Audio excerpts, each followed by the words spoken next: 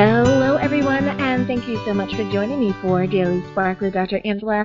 I am your host, Dr. Angela Chester. You guys know what I like to do on my show. I want to enlighten you. I want to inspire you. I want to empower you to become your best self. Now, Scripture reminds us that the tongue is a small thing that makes grand speeches, but a tiny spark can set a great forest on fire. And today we want you fired up about my guest, Annie Penland, and we're talking about her book, Once There Was a Nothing. So go on, get comfy, get cozy, get your coffee or get your tea, because we are about to get started. Hello, Annie. Thank you so much for joining me today on Daily Spark with Dr. Angela. It's nice to be here. Absolutely, absolutely. Now, as is the tradition around here, we always give our guests an opportunity to introduce themselves to perhaps those few folks out there that are unfamiliar with you and your work. So my first question is, can you tell us a little bit about yourself? What makes you you? I think what makes me me is everything that I've gone through in my entire life, from childhood to having my children, to now having my grandchildren, to being a teacher, to being a nanny, to being a foster mom, to being a rescuer of animals, to being a children's writer, to being an artist. Just roll everything together, and that's what makes me me.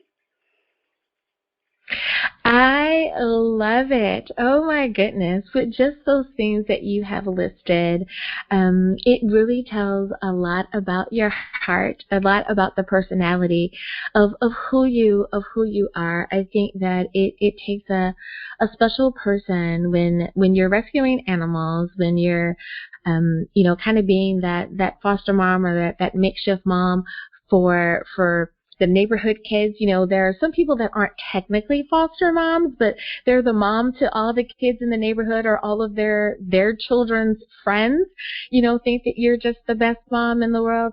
I love that, because that really says a lot about who you are and how much you care about your fellow man. So thank you so much for sharing that. Now, being an author, is that something that you've always wanted to do, or did you find that you had something to share and life presented the opportunity? I never thought about being an author, but I loved children's books. I think I loved them as much or more than the kids did. And I was an artist already, so I love children's illustrations, I love children's books, and I had something to say. And I wanted to say it through children's books. And that's how I got started. I just love children's book authors. I say that every time, and I know that my long-term listeners are saying, yeah, she does say that. But I think it's because you guys have such a heart for kids that you want to make sure that the message that you're trying to give to them is age appropriate for them, that it's not, so over their heads, but you're also not trying to make it too babyish, perhaps for like an older child, but that you're really mindful of what they need and explaining it, but also presenting it in a way that that they're going to understand and that they want to know even more and spark that conversation. So I love it. I love it. Now, the title of your book, Once There Was a Nothing. Curious title. How did you come about that title? Well, when kids don't feel good about themselves, when they have low self-esteem, they're feeling bad, the best way I can sum that up is they feel like they're not worthwhile. They feel like a nothing, like they don't have value. And this is a very grown-up topic that I broke down into something simple that children could relate to. And so when you say you're a nothing, I think a child could relate to that. And in the book, the main character, that's how he feels at the beginning of the book. And then the story is how he comes to feel more valuable. And it's Now, I want to make sure, and I definitely want to ask you some more questions about the main character, but I wanted to ask you first, before we get into that, about the appropriate age range for the book. With children's books, we can't assume that every child wants to read a children's book. There may be some that are maybe too young to follow the storyline, or you may have written it for an elementary school child as opposed to a middle school child. What age range would you say is most appropriate for your book? Elementary on up. This book opens doors for conversations, and it's great if an adult is involved in the reading of this book, whether it's a parent, a therapist, a teacher, because it opens doors for conversations about abuse, bullying, depression, anxiety. So, therefore, it would be appropriate for a lot of age ranges from elementary up. So you're saying that this could be a great segue book for a Sunday school class that may be talking about emotions and feelings and how we can deal with them. That this would be a book that you could bring in supplementary to whatever curriculum is going on for perhaps a Sunday school class as well. Yes, ma'am. It could go with a lot of different curriculums. I like that. I like that.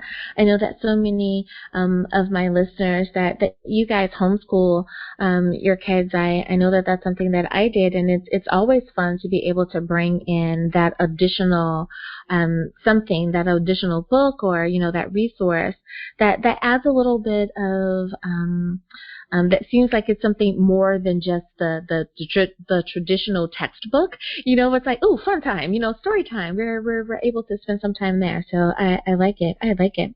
Now, your main character, by all means, you started to tell us a little bit about the main character. Can you please tell us why was it important to give your main character that particular personality?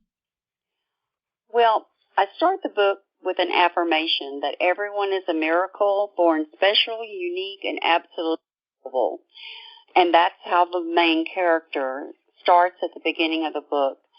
But then it goes on to talk about how things at home weren't so great, things at school weren't so great, and he just began to feel less and less like a valuable person, until he felt like a nothing.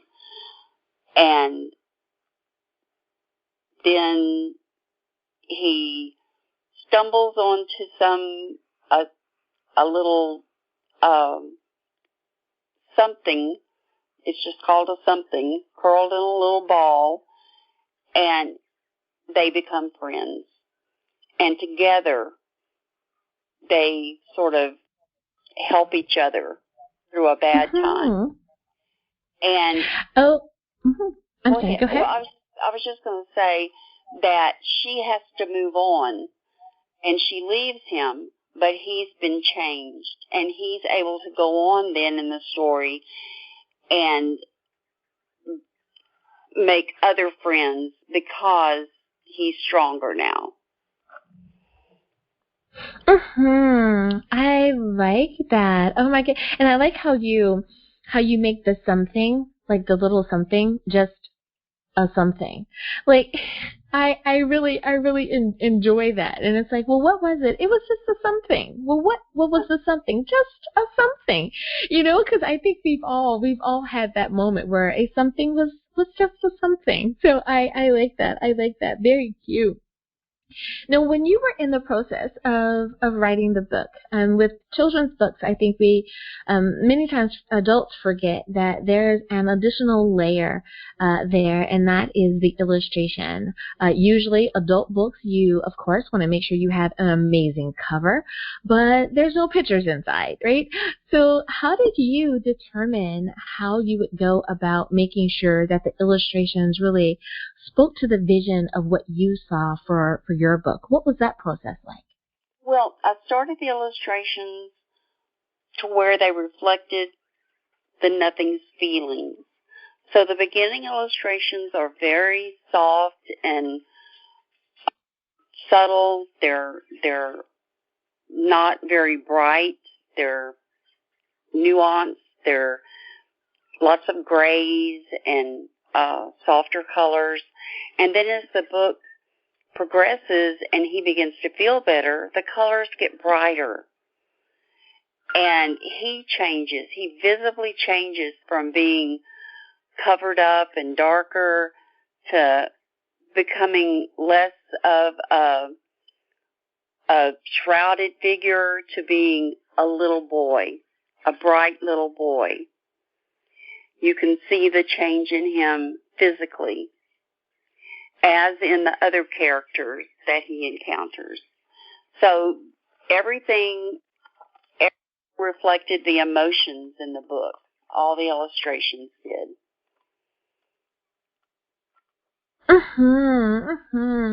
You know, I like how you said that as he has progressed, the colors go from being muted colors to becoming very vibrant colors. And I think that even as an adult, we can relate to that if we're very conscious or aware of our own emotions. You know, sometimes we have days that are very kind of blah, you know, very gray sky, rainy days. But we also have beautiful, you know, California sunshine kind of days, or Florida sunshine, or like you're in Texas, you know, that beautiful wide open sky. You know, it's like beautiful. Everybody knows what that is like. So I like how you've taken something that they can also see in nature and see the progression as well. Very smart on your part. I like it. Now, how did it feel when you had gone through the entire process and, you know, you've written the book, it's been illustrated, the cover looks exactly the way you want it, and you now hold the first, fresh off the press, copy number 1 of your book? How did you feel in that moment? I was so excited to see it be actually a book and to see the illustrations and the whole thing come to be a published book. It just felt wonderful. It felt like, oh my gosh, it's real. It's not just a something in my head that I've imagined. It's actually real. And I felt like that maybe all the dreaming I had done of being able to help children was really going to come to pass.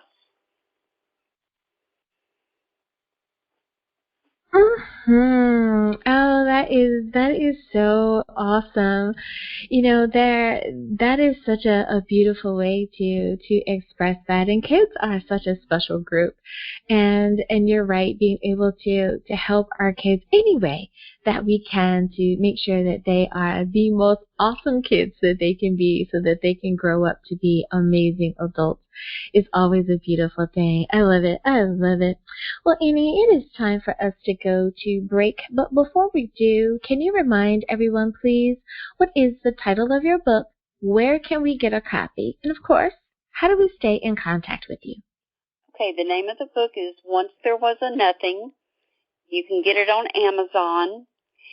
And my email is artfullyann70@outlook.com. Alrighty, everyone. Now you know where you can get a copy of the book. We'll be back right after this.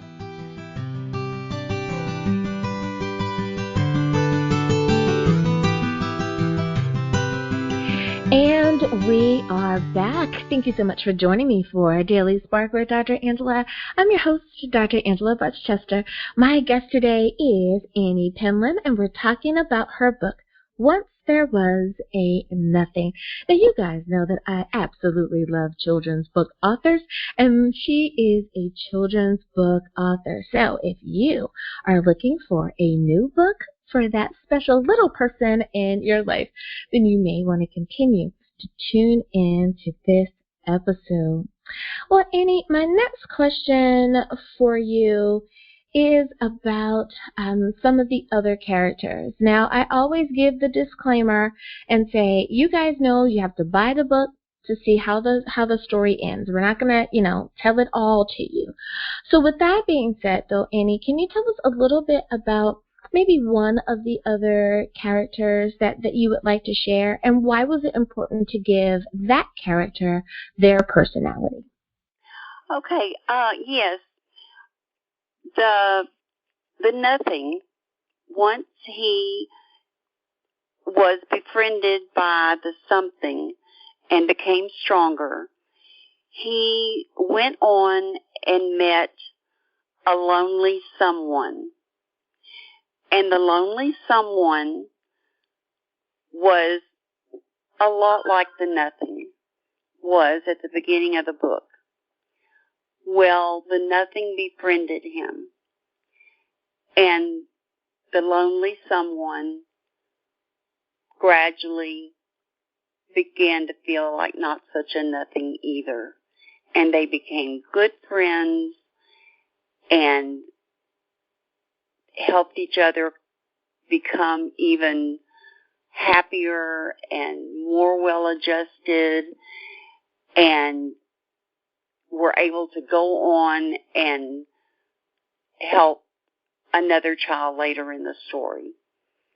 And you could tell that it was going to be almost like a snowball effect, that as they got healthier, they were going to be able to help other children get healthier, which is the way it really works in real life. As we get healthier, the people around us get healthier. As we feel better about ourselves, then we can help other people feel better about themselves. And it kind of breaks down the steps a little bit of how to be a friend to yourself and how to be a friend to somebody else. And children don't always see how that works. So the book kind of breaks it down and shows how that works and what the importance of it is. So that's another character. His name is Lonely Someone, but they actually exchanged their real names, and that's another step in the story. Mm-hmm. They said they have real names when they meet. I like it. Mm-hmm. I like it. And you're right. For so many children, they are not around the most emotionally healthy adults that they possibly could be. Right. So they don't know how to have those positive interactions with others. But we also know that sometimes in those learned behaviors, children take on those unhealthy or less than positive, negative behaviors of the caretakers, including their parents that are around them, and that can have an adverse effect on them. So I think that you're dealing with something that really needs to be talked about more and kind of give permission. Mm-hmm. And this book is not like going to cure everything, but that's right. why it opens doors for conversation. Yeah. It opens the door for people to start talking about it and helping children work through some of this stuff, and to be able to talk about, yeah, this happened to me and this is how it made me feel, and this is where I am now, this is how I'm feeling now, and then get it out in the open and begin to work on it and start feeling better. Yeah. Yeah. Absolutely, because children go through things the same way that adults do. We should not think that just because they're kids that they're not feeling anything.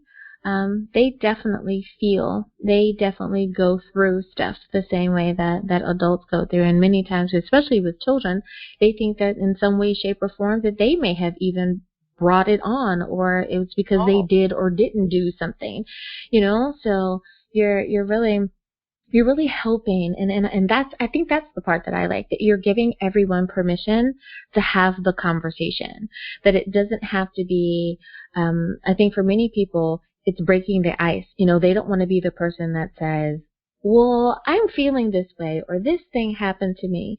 But if you read the story, then you can share your feelings or your experience because you're really talking about the story.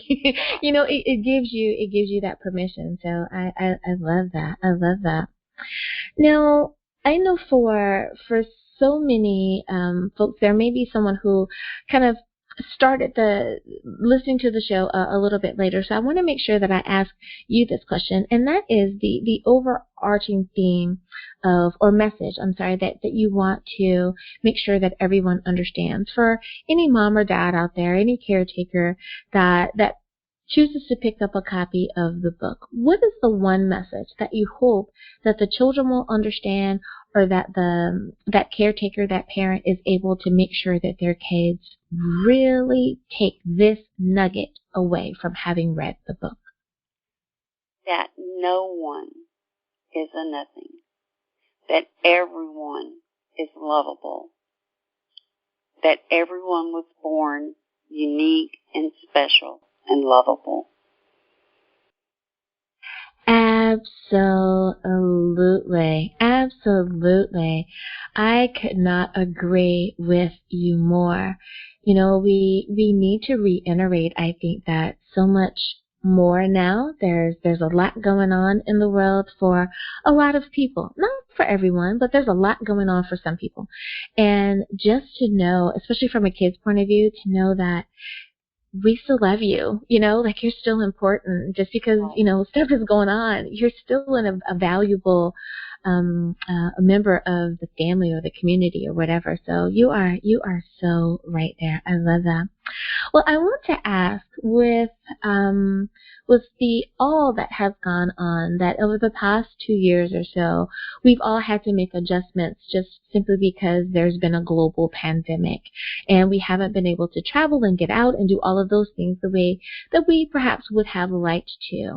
With that being said, were you able to make adjustments and still keep in contact with some of your readers, or the same way that we would have gone to book expos and people would have signed up for your newsletter, or they would have followed you to the next event and had some interaction time with you, and we haven't been able to do that? Have you been able to create or be a part of any events where people were still able to be in contact with you? There was a book signing in Florida that I went to, but that was right before COVID. And since then, there really hasn't been many opportunities for me to get out and meet readers, promote my book. So, unfortunately, I'm a casualty of COVID. My book has been a casualty of COVID, I'm afraid. Yeah, I'm finding that a lot of the authors that I'm talking to, and especially for books that are geared for those that are younger than high school. So I don't really know what to call the books that are for like teenagers. They're not kids books, but I guess the teen readers as well. That it's been kind of difficult because you want to stay healthy, but because your audience is also so young, right, that's a different issue, and you want to try to keep the kids safe.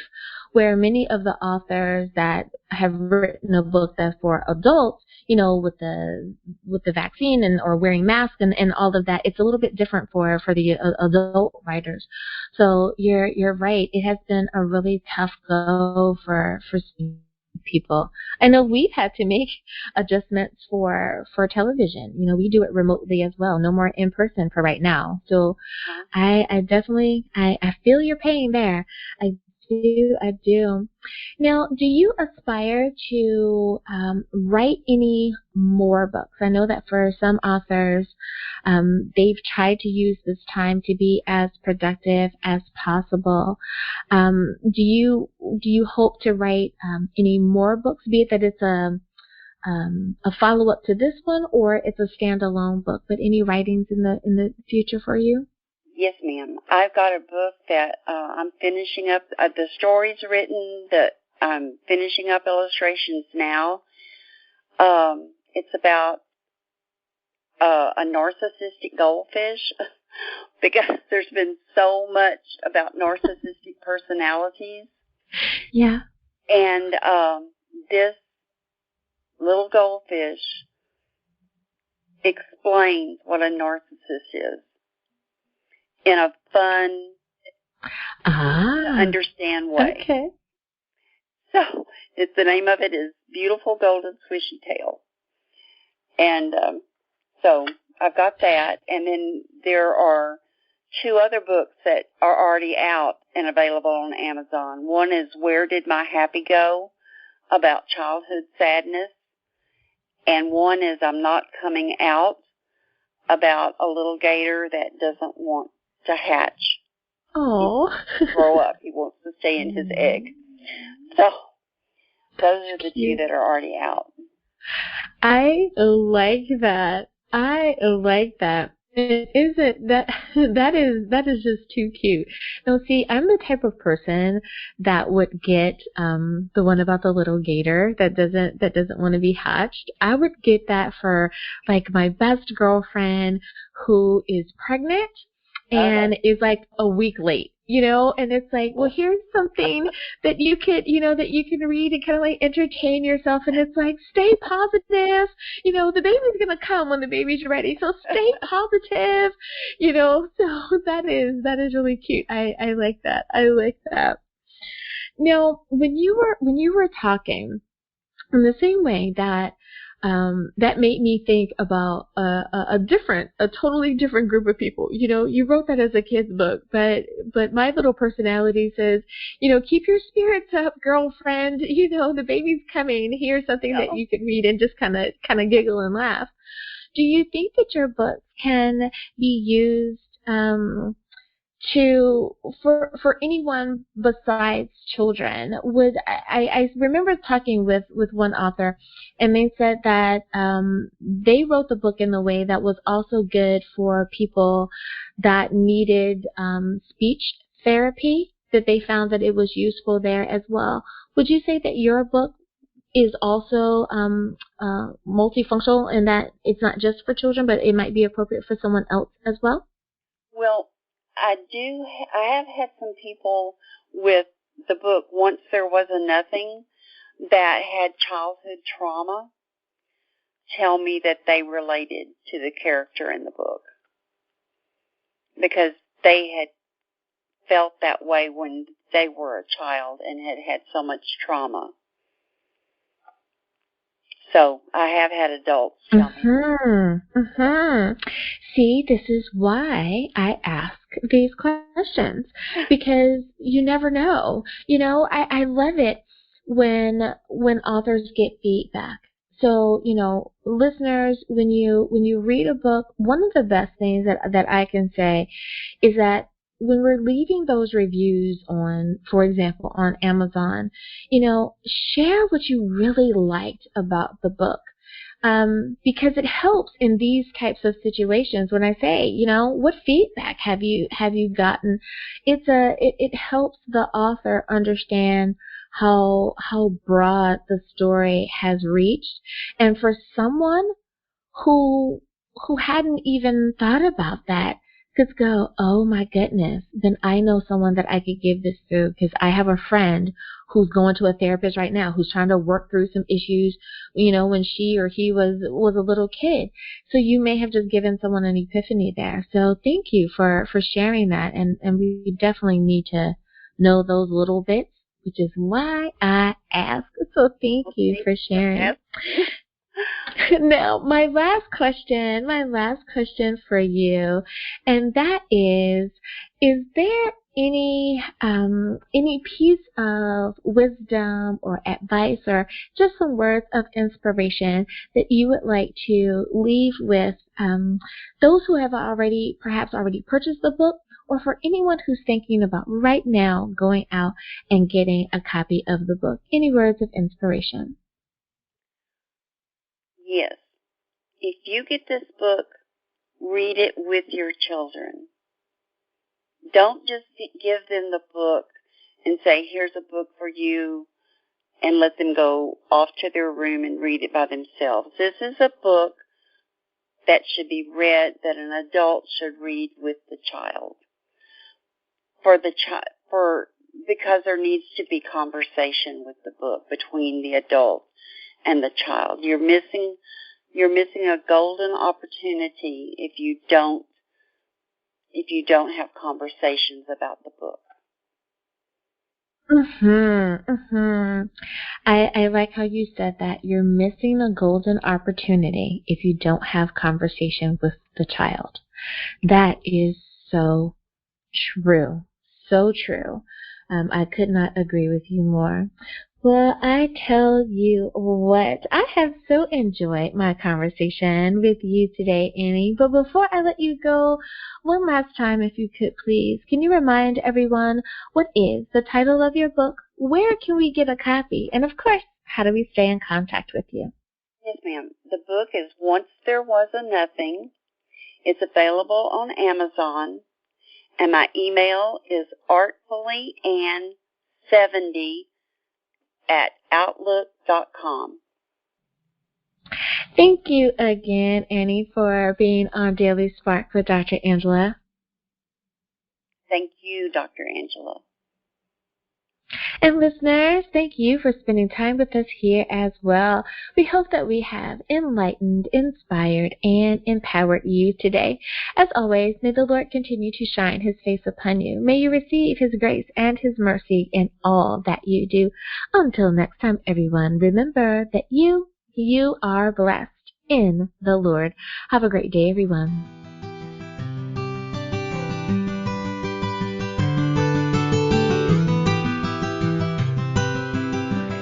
Hello, everyone, and thank you so much for joining me for Daily Spark with Dr. Angela. I am your host, Dr. Angela Butchester. You guys know what I like to do on my show. I want to enlighten you. I want to inspire you. I want to empower you to become your best self.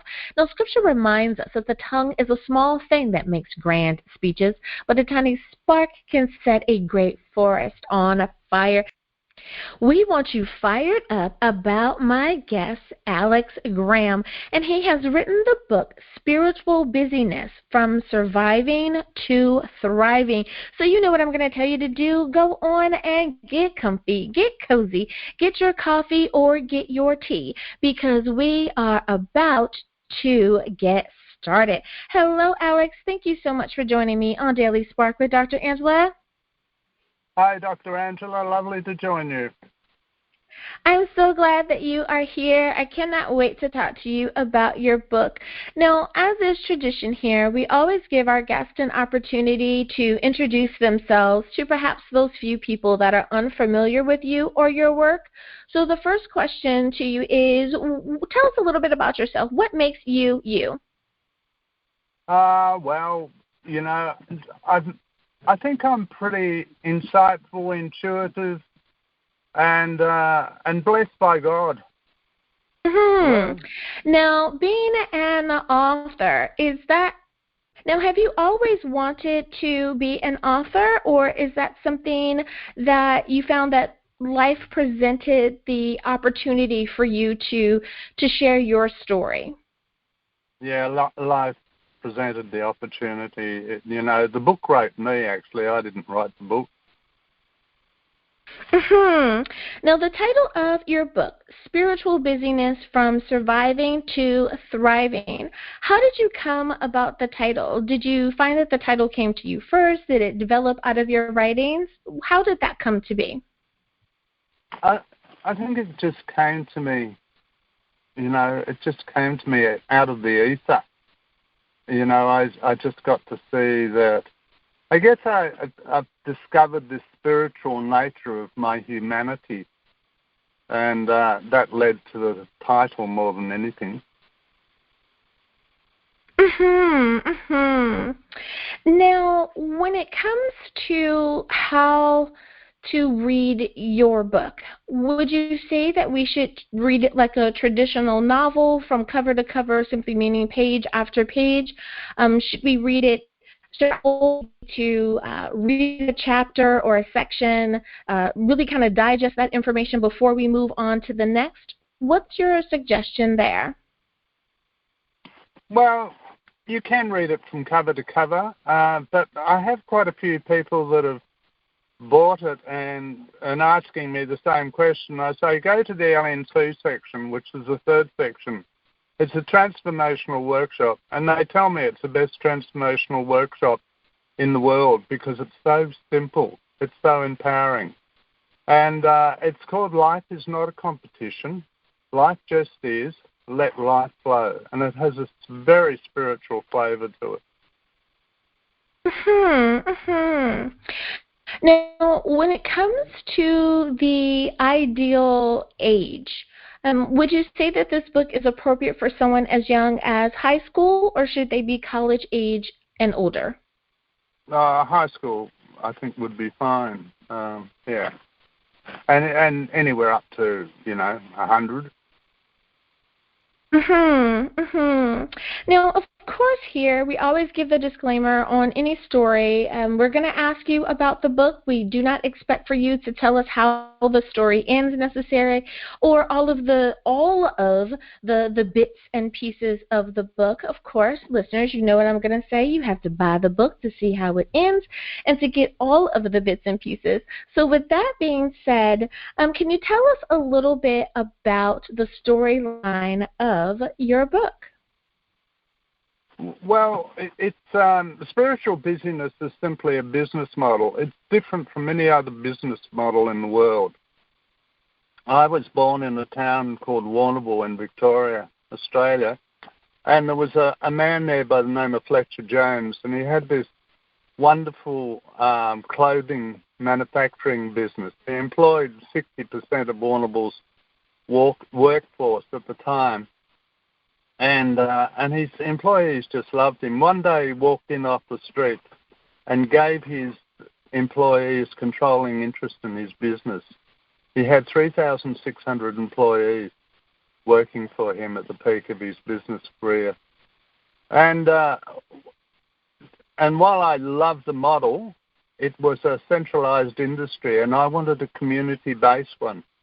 So I studied all these business models, and eventually I had a light bulb moment, aha moment, and I married his model to McDonald's and created something entirely different, something that has the potential to transform the world of business.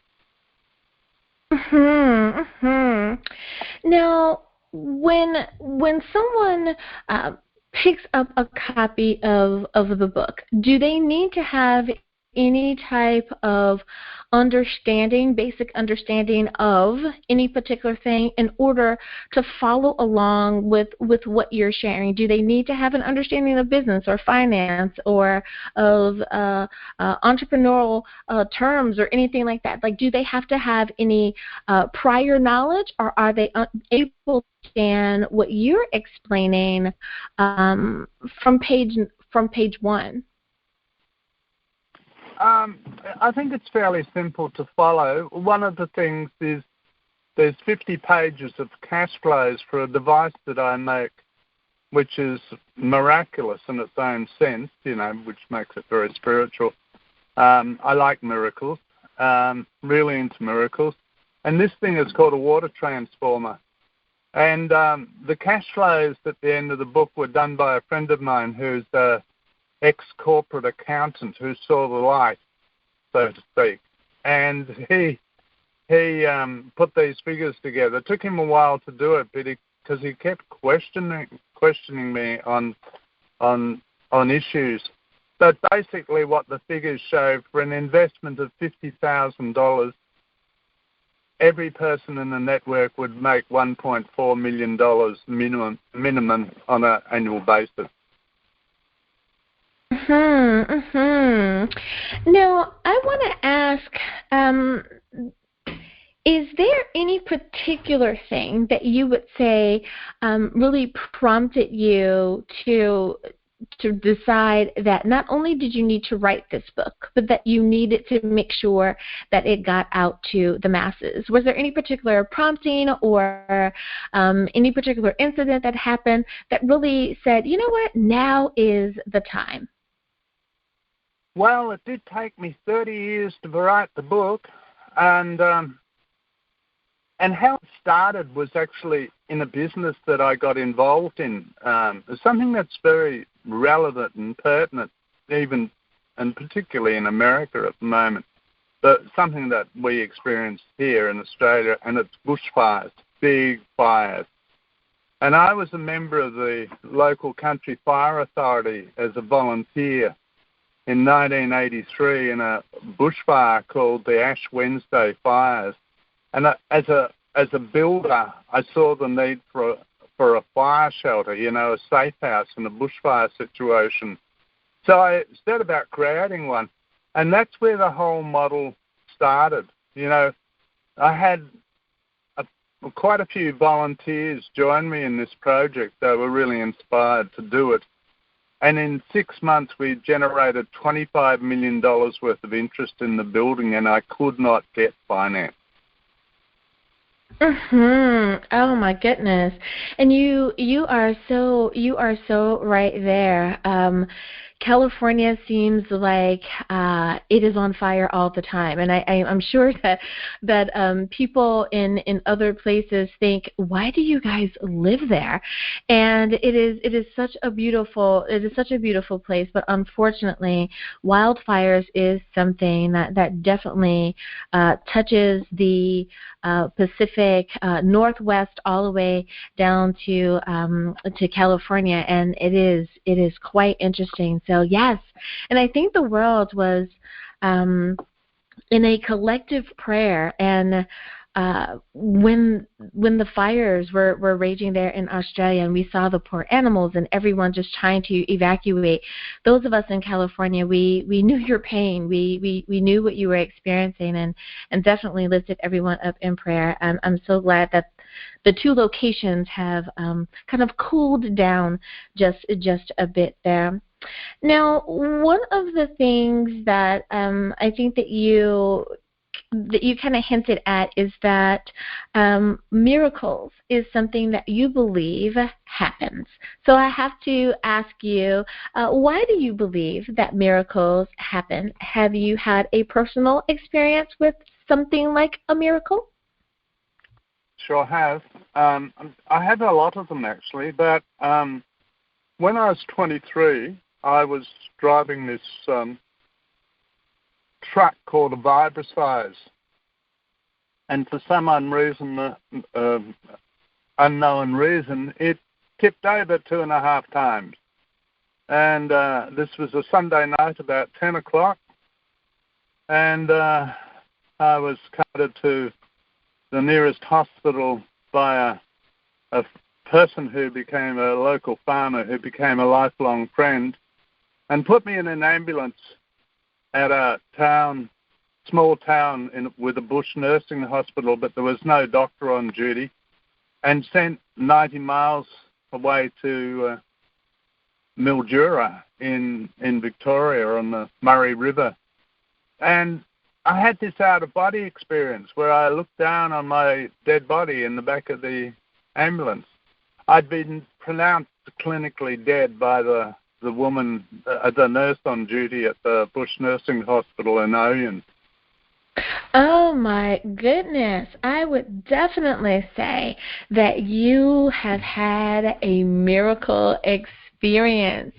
I love hearing the stories of when people share their experiences, not, of course, the tragedy or the trauma, the traumatic experience that has happened to you, but I love to hear how there's a perfect stranger that comes along, or there's someone who sees it and becomes that good Samaritan.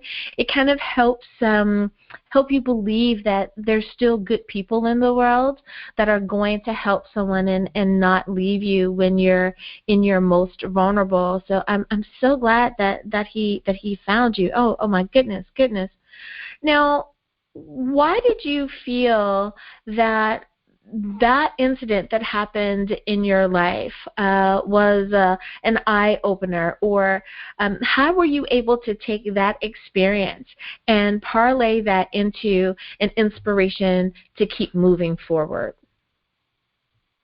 Well, when I was growing up, there was only one thing I wanted to do in my life, and that was to be a troubleshooter on an oil rig. And to a large degree, I achieved that that state and travelled around a fair bit of the world doing it. You know, it was what I was doing when I rolled that truck. But the real miracle of that story happened about 30 years later. When I rolled that truck, I ended up crushing 5 vertebrae in my neck. I broke 10 ribs down my spine. I broke my sternum and ruptured my lungs. And I looked like I'd been in the boxing ring with Muhammad Ali for 15 rounds with a pair of handcuffs on. I was just covered in black and blue from bruises. And one day I was watching television, and this faith healer by the name of John Mellor came on.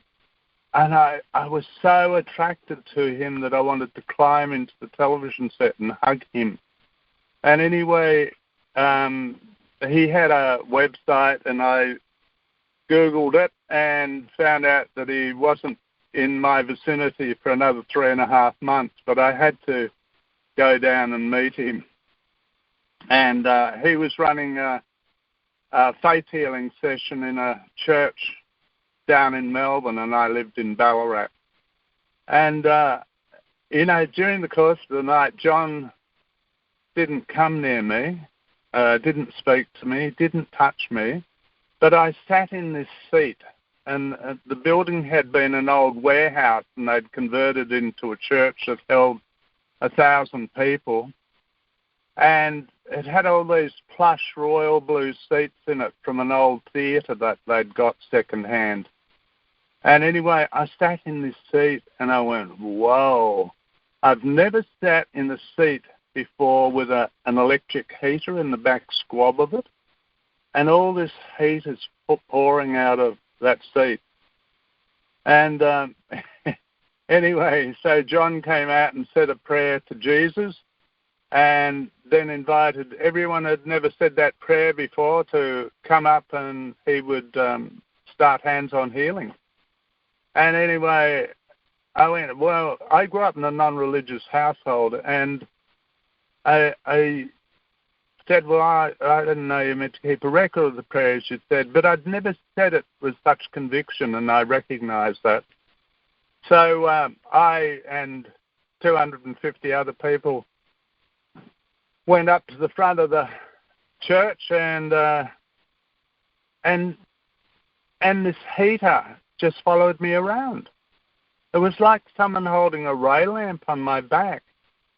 Now, I'd been in a lot of pain for 30-odd years from those injuries, and all of a sudden it's gone. I've got no back pain. Nothing, absolutely nothing. And I haven't had any back pain since. So, yes, I believe in miracles. I love that story. Thank you so much for sharing that. And, you know, you're not the first person that I have heard that had a similar story of in being healed, that they felt this warmth, be it that it was something warm physically in the room, and it seemed like it was just radiating even more heat to them, or that they literally felt like this warmth inside of their body. But either way, that is amazing. And to know that God is still performing miracles is always a beautiful thing. I love it. I love it. Well, Alex, it is time for us to go to break. But before we do, can you remind everyone, please, what is the title of your book? Where can we get a copy? And, of course, how do we stay in contact with you? Well, the title of my book is Spiritual Busyness, From Surviving to Thriving. You can get it at Amazon online and any bookstore. And I don't my publisher's building me a website at the moment, so it's not up. So you can contact me through my publisher, which are Book Trail Agency. Alrighty, everyone. Now you know where you can get a copy of the book. We'll be back right after this.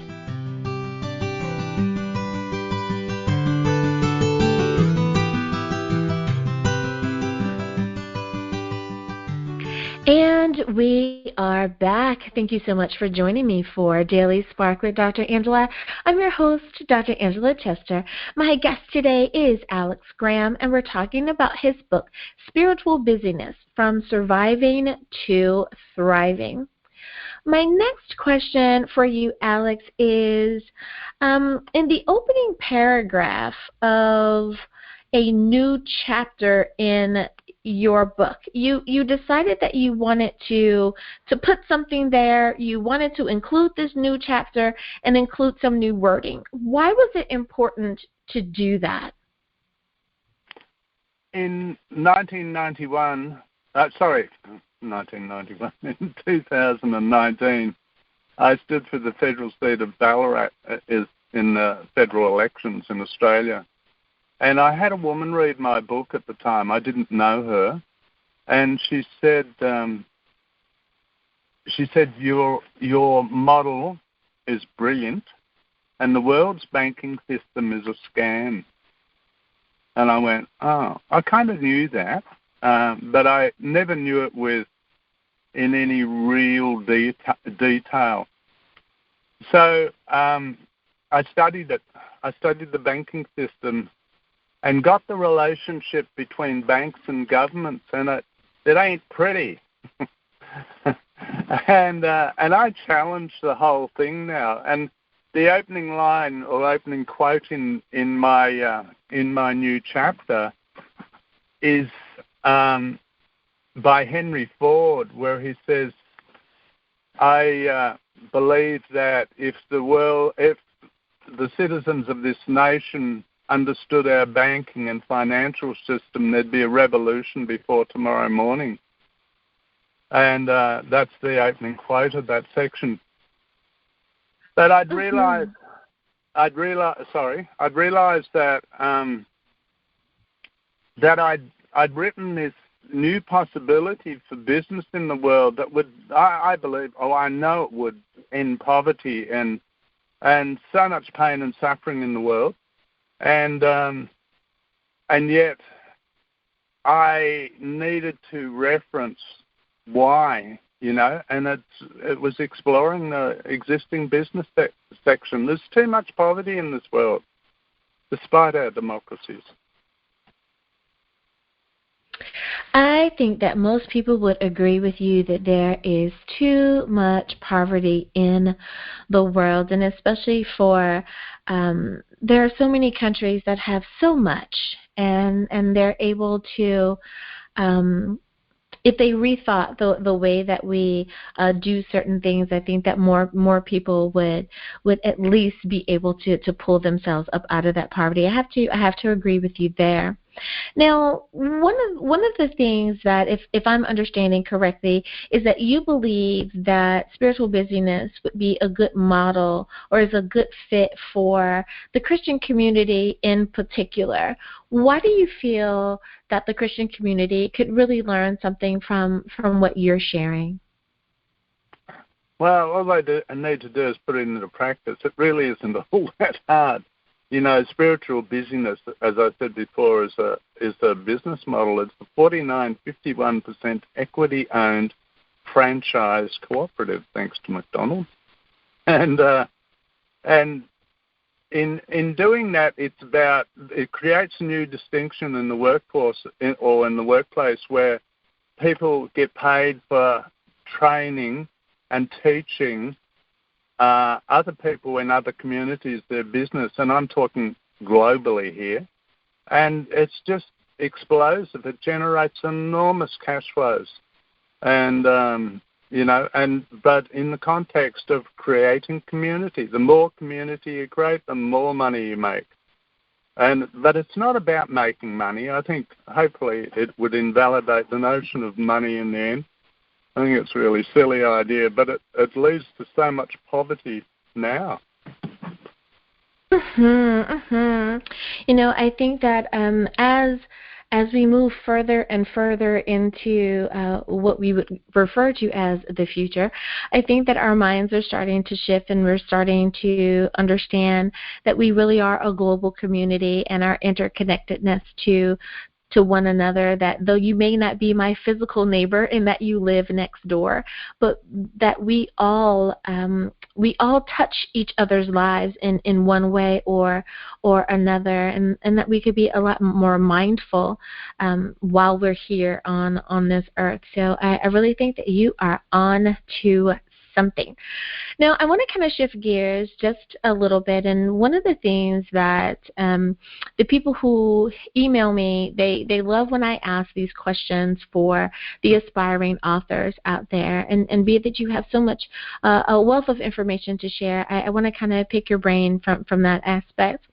Now, when you were in the process of writing, and be it that it was, just a few years ago when you were making some new changes and adding the new chapter, or it was years ago, whichever perspective you would like to answer this from, is there any bit of information that you wish that you would have known then that you know now that would have made the process a little bit easier for you while you were still in?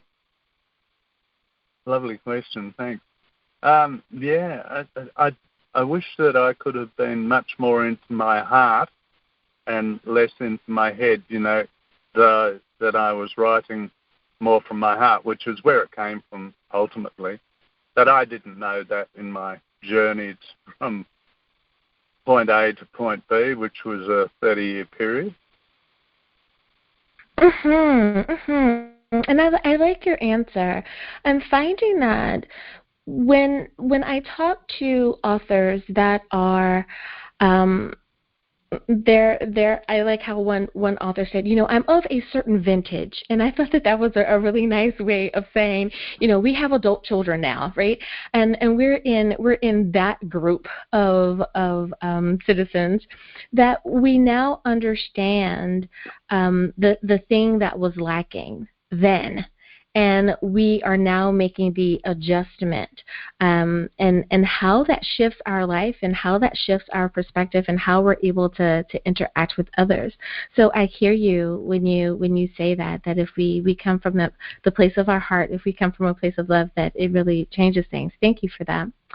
Now, when you were trying to decide, how am I going to put this book out? We know that there's the option of self-publishing, and then there's the option of using a publishing house. How did you determine, or what helped you determine how you would publish your book? Did you choose to go the self-publishing route? Did you want to have more control over your book? Did you choose a publishing house because it's like, leave it to the professionals? I'll just pay for it and let them have all the headaches. How did you determine which way you would go? I'm not even sure I know that now, actually. But I love Book Trail Agency, and my first contact was with Saffron Brown, and she's just magnificent. And she's I don't know, she's someone that just touches my heart. And she drew me to it. Yeah. And I think that is so important. I know that as a therapist, one of the bits and pieces that I tell people is, talk to people. And when the right person is before you, be it that it's a phone call or an email or whatever it is, or they're physically standing in front of you, it's like, you will know, your spirit will say, yes, this is the person, like utilize their services.